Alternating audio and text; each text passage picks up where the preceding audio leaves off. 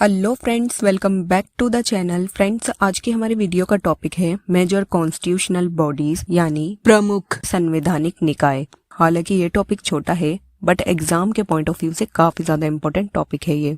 Friends, constitutional bodies वे bodies होती हैं जो कि कॉन्स्टिट्यूशन में मेंशन होती हैं। ये किस तरह से मेंशन होती हैं? तो ये थ्रू आर्टिकल्स मेंशन होती हैं हमारे कॉन्स्टिट्यूशन में, इसलिए इन्हें कॉन्स्टिट्यूशनल बॉडीज कहा जाता है। इनसे रिलेटेड क्वेश्चंस आपको एग्जाम में डेफिनेटली देखने को मिल जाएंगे। तो चलिए स्टार्ट करते हैं हमारी वीडियो। फर्स्ट कॉन्स्टिट्यूशनल बॉडी है अटॉर्नी जनरल ऑफ इंडिया। इससे रिलेटेड आर्टिकल है आर्टिकल 76(1). सेकंड है controller and auditor general of India यानी भारत का नियंत्रक एवं महालेखा परीक्षक। इससे रिलेटेड आर्टिकल है आर्टिकल 148। थर्ड है finance commission of India. Article 280 के अंतर्गत इसकी बात कही गई है। एक स्टेट फाइनेंस कमीशन होता है जिसका गठन भी आर्टिकल 280 के आधार पर किया गया है, पर उसके जो प्रॉपर मैकेनिज्म है वो 243I आर्टिकल में दिया गया है, तो उसके बारे में हम आगे देखेंगे। नेक्स्ट है यूनियन पब्लिक सर्विस कमीशन यानी संघ लोक सेवा आयोग। इसकी बात कही गई है आर्टिकल 315 से 323 तक।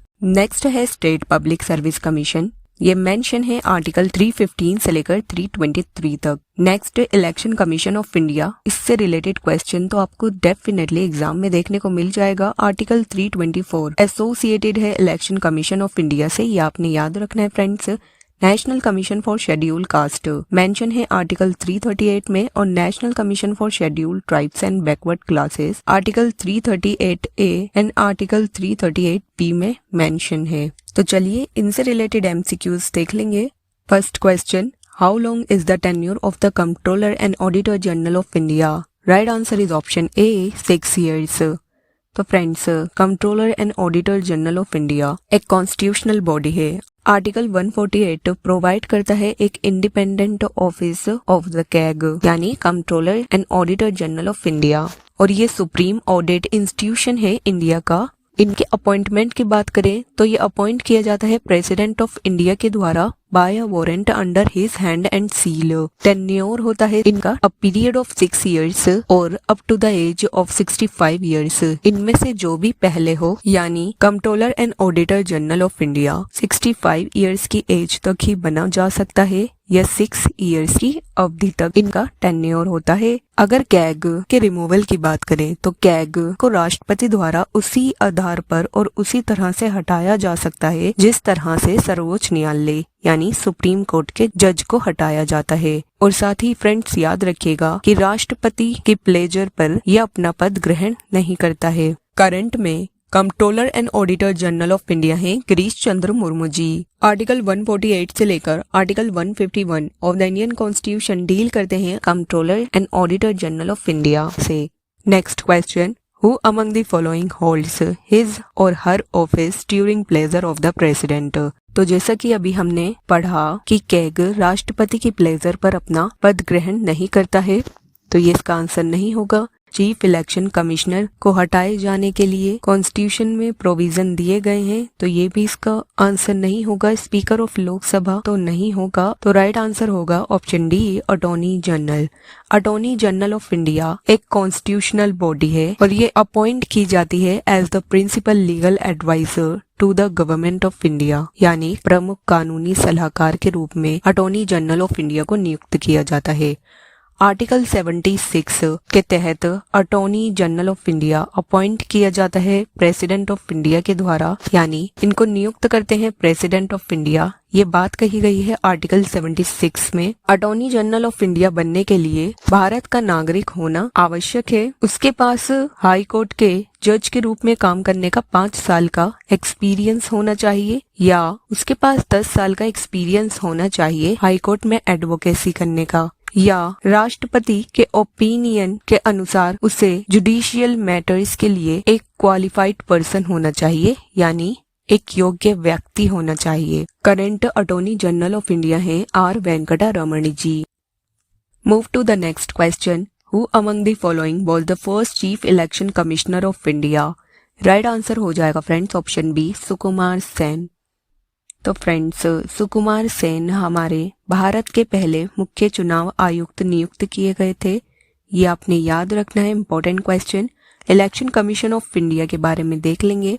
इलेक्शन कमीशन ऑफ इंडिया जो कि एस्टेब्लिश किया गया था 25 जनवरी 1950 में, आर्टिकल 324 से लेकर 329 डील करते हैं powers, functions, tenure, eligibility etcetera of the commission and the members.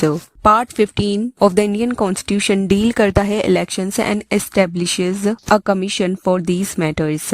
Election commission of India एक ऑटोनोमस कॉन्स्टिट्यूशनल अथॉरिटी है जो कि रिस्पॉन्सिबल होती है यूनियन और स्टेट्स इलेक्शन प्रोसेस के एडमिनिस्ट्रेशन के लिए इंडिया में। तो आपने याद रखना है फ्रेंड्स कि यूनियन और स्टेट इलेक्शंस को कंडक्ट कराया जाता है इलेक्शन कमीशन ऑफ इंडिया के द्वारा। और अगर बात करें रूरल और अर्बन लोकल बॉडीज के इलेक्शंस को कंडक्ट कराने की, तो ये कंडक्ट कराए जाते हैं द स्टेट इलेक्शन कमीशन के द्वारा। ये भी एक कॉन्स्टिट्यूशनल अथॉरिटी है। Election commission of India 3 members से मिलकर बना होता है। 1 चीफ इलेक्शन कमिश्नर होते हैं और 2 इलेक्शन कमिश्नर्स होते हैं और ये अपॉइंट किए जाते हैं प्रेसिडेंट ऑफ इंडिया के द्वारा। अगर बात करें करंट के chief election commissioner of India की, तो राजीव कुमार प्रेजेंट और 25th chief election commissioner of India हैं। ये आप याद रखिएगा। Next question, which of the following is not a constitutional post in India? तो जज ऑफ हाई कोर्ट एक कॉन्स्टिट्यूशनल बॉडी है क्योंकि इसकी बात की गई है कॉन्स्टिट्यूशन में। गवर्नर ऑफ स्टेट भी एक कॉन्स्टिट्यूशनल बॉडी है। अटॉर्नी जनरल अभी हमने पढ़ा आर्टिकल 76 एसोसिएटेड है अटॉर्नी जनरल से। गवर्नर ऑफ आरबीआई का कॉन्स्टिट्यूशन में जिक्र नहीं है, तो राइट आंसर होगा option D, governor of RBI. तो आरबीआई यानी रिजर्व बैंक ऑफ इंडिया ये एस्टेब्लिश किया गया था 1 अप्रैल 1935 में in accordance with the provisions of reserve bank of India act 1934। RBI constitutional body नहीं है। फिर ये कौन सी बॉडी है? तो याद रखिएगा RBI is a statutory body जो कि एस्टेब्लिश की गई है एक एक्ट के द्वारा। किसी एक्ट के द्वारा जो बॉडीज बनाई जाती हैं वो स्टैट्यूटरीज बॉडी कहलाती हैं। Next question, the state finance commission is a right answer is option D, constitutional. तो स्टेट फिनेंस कमीशन एक कॉन्स्टिट्यूशनल बॉडी है यानी एक संवैधानिक निकाय है जो कि फॉर्म की गई थी 73rd कॉन्स्टिट्यूशनल अमेंडमेंट एक्ट 1992 के द्वारा। इसके तहत आर्टिकल 243I इंडियन कॉन्स्टिट्यूशन में जोड़ा गया, जिसके अनुसार स्टेट फिनेंस कमीशन को अपॉइंट किया जाता है गवर्नर के द्वारा for a period of 5 years और गवर्नर ही अपॉइंट करता है कमीशन के अदर 4 मेंबर्स को, यानी इसमें टोटल मेंबर्स होते हैं 5 मेंबर्स, 1 चेयरपर्सन और 4 other members. Finance commission of India जिसकी बात कही गई है इंडियन कॉन्स्टिट्यूशन के आर्टिकल 280 के अंतर्गत, इसमें प्रेसिडेंट ऑफ इंडिया को हर 5 साल या उससे पहले एक वित्त आयोग यानी फिनेंस कमीशन को सेटअप करना चाहिए। अभी करंट में 15th finance commission of India work कर रहा है under the chairmanship of NK Singh. Next question, in the removal of which of the following official does the parliament does not play any role? Right answer is option C, chairman of UPSC। तो chairman of UPSC को remove किया जा सकता है by president और parliament का UPSC के chairman को रिमूव करने में कोई रोल नहीं है। ये बात मेंशन है आर्टिकल 317 में। करंट में यूनियन पब्लिक सर्विस कमीशन के चेयरपर्सन है Manoj Soni ji. Next question, in 1953 under whose chairmanship was the first OBC commission formed? Right answer is option C, काका कालेकर। तो काका कालेकर की अध्यक्षता में ओबीसी का फर्स्ट कमीशन फॉर्म किया गया था 1953 में। इसकी बात हम इसलिए कर रहे हैं क्योंकि national commission for backward classes को ईयर 2018 में कॉन्स्टिट्यूशनल बॉडी का दर्जा दिया गया है और इससे रिलेटेड क्वेश्चन एग्जाम में मल्टीपल टाइम्स पूछे गए हैं, इसलिए ये एक इम्पोर्टेंट क्वेश्चन है। अगर बात करें फर्स्ट बैकवर्ड क्लासेस कमीशन की, तो ये अपॉइंट किया गया था प्रेसिडेंट ऑफ इंडिया के द्वारा 29 जनवरी 1953 में विद काका कालेकर एज इट्स चेयरमैन। ये आपने याद रखना है फ्रेंड्स। इस कमीशन को डायरेक्ट किया गया था डिटरमाइन करने के लिए क्राइटेरिया कि क्या किसी वर्ग के लोगों को सोशली और एजुकेशनली पिछड़ा माना जाना चाहिए। तो भारत के संविधान के आर्टिकल 340 के अकॉर्डिंग कुछ इसी तरह की बात कही गई है और इसी आर्टिकल का पालन करते हुए फर्स्ट बैकवर्ड क्लासेस कमीशन को सेटअप किया गया था। इसे फर्स्ट बैकवर्ड क्लासेस कमीशन कहा जाता है जो कि सेटअप किया गया था 1955 में और इसे जाना जाता है काका कालेकर कमीशन के नाम से भी। अब बात करते हैं national commission for backward classes की। तो मंडल कमीशन और द सोशली और educationally backward classes commission SEBC भी जिसे कहा जाता है, यह एस्टेब्लिश किया गया था इंडिया में 1 जनवरी 1979 में by the Janata party government. संविधान के 102वें यानी 102nd अमेंडमेंट एक्ट 2018 ने इंट्रोड्यूस किया आर्टिकल 338B, जिसने की प्रोवाइड किया commission for the socially and educationally backward classes, जिसे कि जाना जाता है अब national commission for backward classes के नाम से। तो कई बार क्वेश्चन पूछ लिया जाता है फ्रेंड्स कि who was the first chairman of the backward class commission in India, तो आंसर होगा काला कालेकर जी।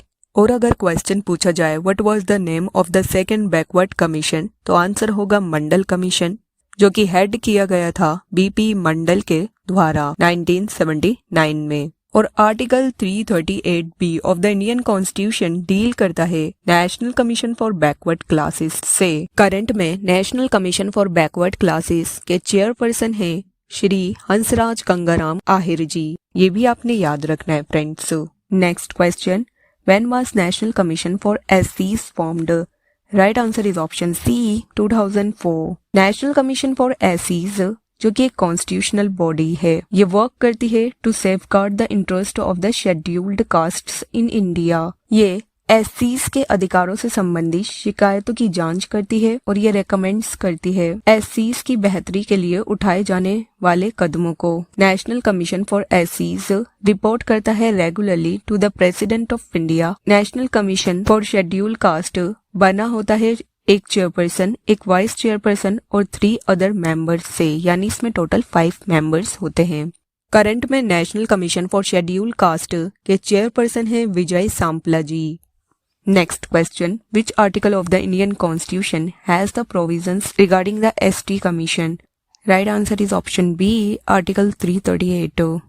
पहले national commission for scheduled cast and national commission for scheduled tribes के लिए एक ही नेशनल कमीशन हुआ करता था। बाद में इनकी जनसंख्या बढ़ी, इनकी मांगे और शिकायतें भी अलग अलग होने लगी, इसलिए इस कमीशन को बाइफरकेट किया गया 89th कॉन्स्टिट्यूशनल अमेंडमेंट एक्ट 2003 के द्वारा और 2 न्यू कमीशन बनाया गया, national commission for scheduled cast and national commission for scheduled tribes. National commission for scheduled cast article 338 of the Indian constitution में मेंशन है, जबकि national commission for scheduled tribes के लिए कॉन्स्टिट्यूशन में एक न्यू आर्टिकल को जोड़ा गया, आर्टिकल 338A। तो national commission for scheduled tribes से ये फॉर्म किया गया था 2004 में।